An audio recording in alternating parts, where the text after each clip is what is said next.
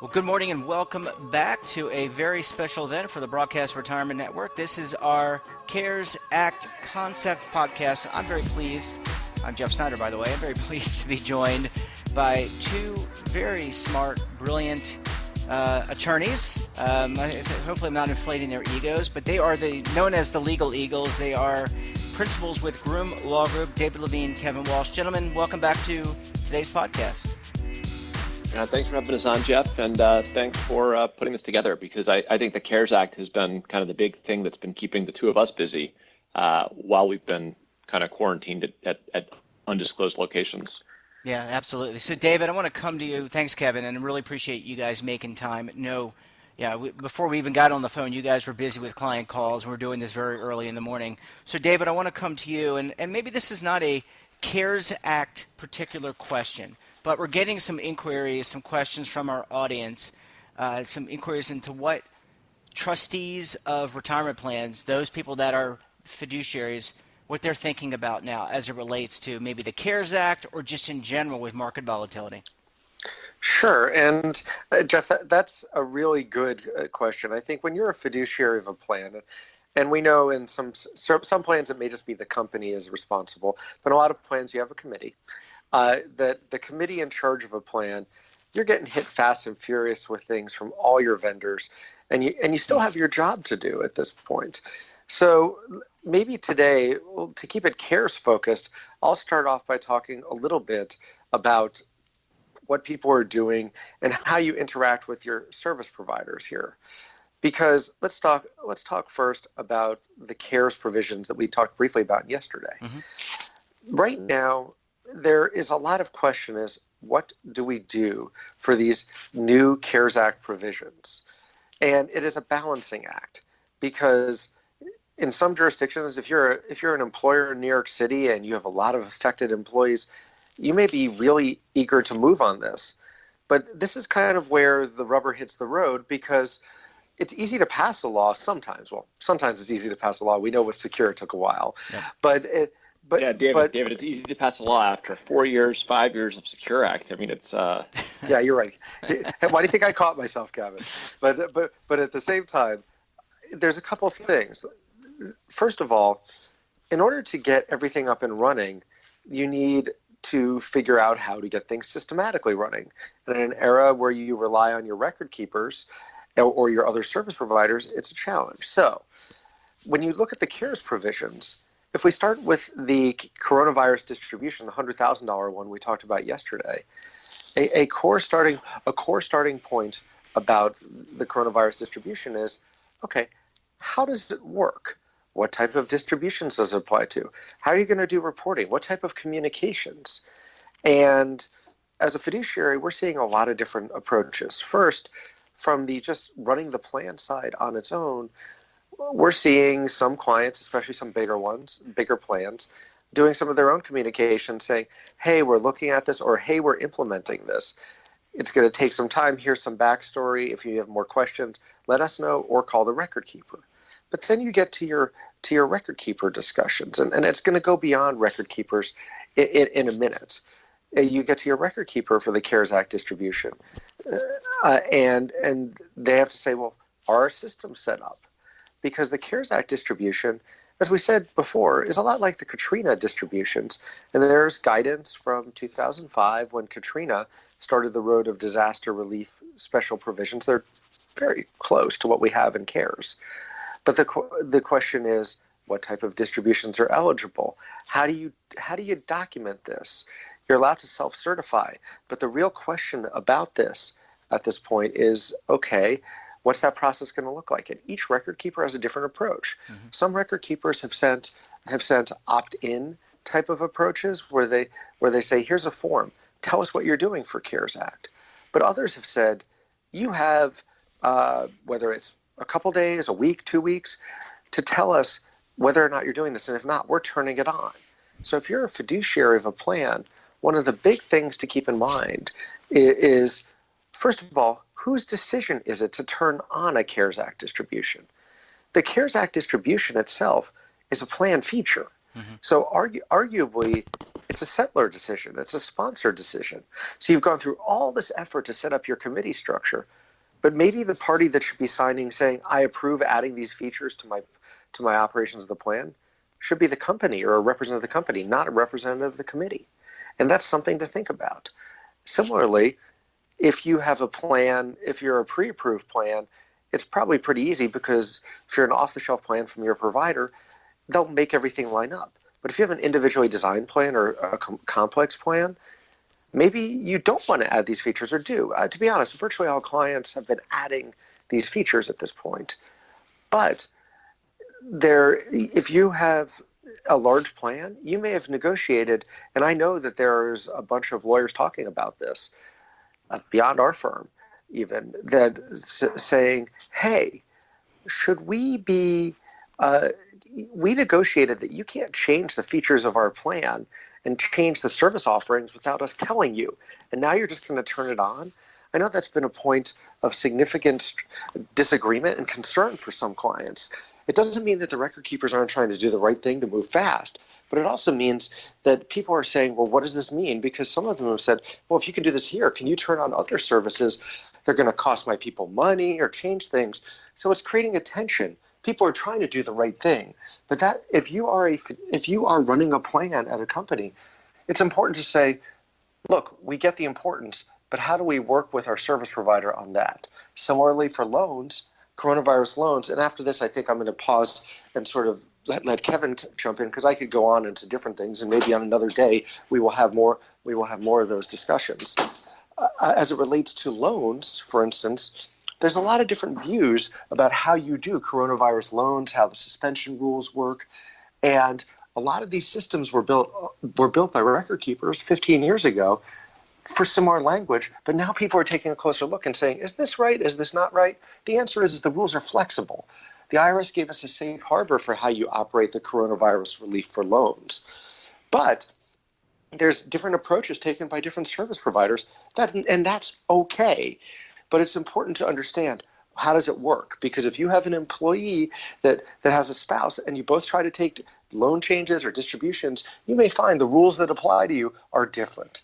So I think the practical is really understanding as much as possible, recognizing that there's no perfection here, but recognizing that we still have some processes to follow, and some of it's settler, but some of it's fiduciary about implementation. That's some very basics. We could talk more about macro trends maybe another day, Jeff. I was thinking about investment changes and other items and move on from there. Sure. Kevin, do you want to jump in here and just give your perspective? Yeah, I mean, I think David's hitting on the things that committees should be really focused on here. On the other hand, there's kind of a bigger picture question, which is it's great for committees to be thinking about things that people should be doing for their retirement savings, but how is the company itself going to make payroll? And that's kind of a separate discussion that really keys out of the CARES Act. And I mean, I'm happy providing just an overview of kind of the way that companies should be thinking about it, because if you've got 500 or fewer employees, there's really one track for you, and if you've got more than 500 employees, there's a second track. Mm-hmm. So, I mean, just providing an overview of this, one of the things that the CARES Act tried to do is it's tried to provide companies with incentives to keep employees on payroll, kind of as a way of supporting the idea that we can have a V-shaped recovery, or at least a U-shaped recovery instead of an L-shaped recovery. And they've done this by providing incentives for employers to keep employees on payroll. And they've done this through 4 programs. First is the Paycheck Protection Program. And that's the program that's gotten the most attention kind of in the past couple of days, because kind of you could begin to apply for these loans starting last Friday. And the key things with this program are if you've got 500 or fewer employees, and the rules get a little wonky. If you're in a control group, the rules also get a little bit wonky if you're in the hospitality industry. Then you're allowed to borrow an amount equal to 2.5 times your average monthly payroll. So you can borrow 2.5 times your average monthly payroll up to $10 million. And that loan then carries an interest rate of 1%. It's paid back over 2 years. There's a 6-month deferral, so you don't have to make payments for the first 6 months. And that loan by itself would be an attractive way of bridging companies through this crisis, assuming it passes in the next couple of months. But it's even more attractive than that, because if the money borrowed is used for payroll expenses or for rent or for mortgage interest or for utility payments, then 8 weeks worth of kind of payroll and those other payments can be forgiven. So in a way, it's a loan program, but in another way, it's a loan program that converts to a grant program. So if you've got 500 or fewer employees, this is super attractive, because it provides a way to get kind of real money that, if it's used appropriately, if you maintain your payroll, if you maintain your headcount, there's an opportunity for real forgiveness here. Now, I mentioned that because I've said there's two tracks here. There's the under 500 or 500 and under, and then there's the over 500 track. And the over 500 track is really two programs that are open to employers of any size. So you may be wondering why I'm saying it's two-tracked, but it's open to employers of any size, although if you participate in the Paycheck Protection Program, you're ineligible. So kind of talking with clients, the Paycheck Protection Program has been the more attractive option for almost all of them than the other track. But let me provide a description of the other track. Sure. And this is more the large employer track. And what it is you've got these employee retention credits for employers. And what they do is they provide employers who are subject to closure, partial closure, or full closure due to a government order related to COVID-19, or that have at least a 50% decrease in gross receipts compared to the same quarter from last year. They allow employers to be reimbursed, to get a payroll tax credit equal to 50% of the wages paid to employees who aren't working for those reasons, up to $5,000 per employee.